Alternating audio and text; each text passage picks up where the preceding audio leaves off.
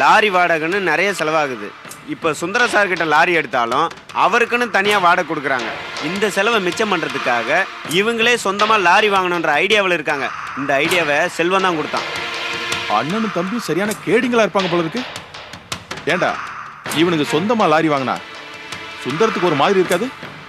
என்ன சொல்றீங்க? ஏண்டா இவனுங்க லாரி வாங்குற மேட்டரை சுந்தரத்துக்கிட்ட வச்சு ஊதிட்டா இவனுங்க வாழ்வு ஒரே நாள்ல புட்டுக்காது? கேட்கறதுக்கு என்னமோ நல்லா தான் இருக்கு, ஆனா இதெல்லாம் வேலைக்கு ஆகாது.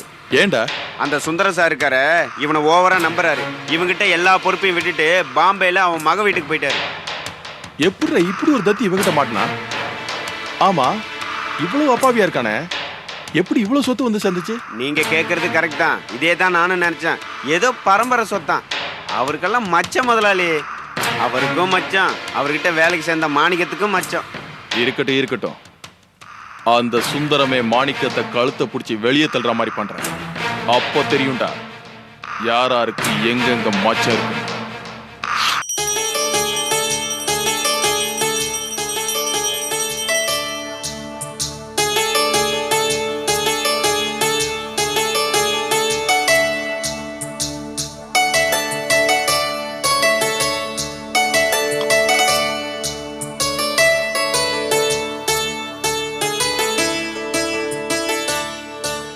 அர்ச்சனை யார் பேருக்குமா?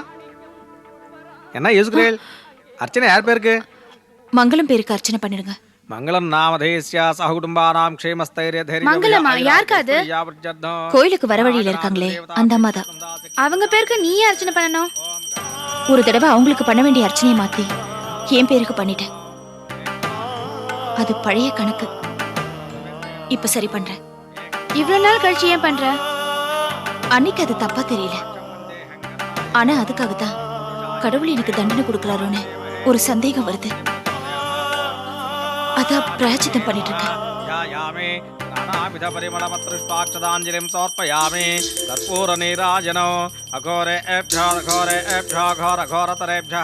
सर्वेभ्यः सर्वसर्वेभ्यो नमस्ते सर्वरूपेभ्यः श्री महागणाधिपतये नमः. कर्पूर आनन्दनीराजनं दर्शयामि. सन्तश्रेरस्तु समस्तमङ्गलानि भवन्तु. नित्यश्रेरस्तु नित्यमङ्गलानि भवन्तु. सत्याः एताः आशिषः सन्तु. महागणाधिपतये नमः.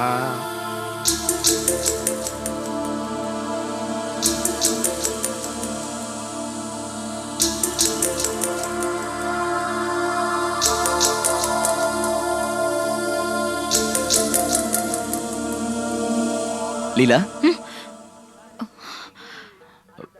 லீலா,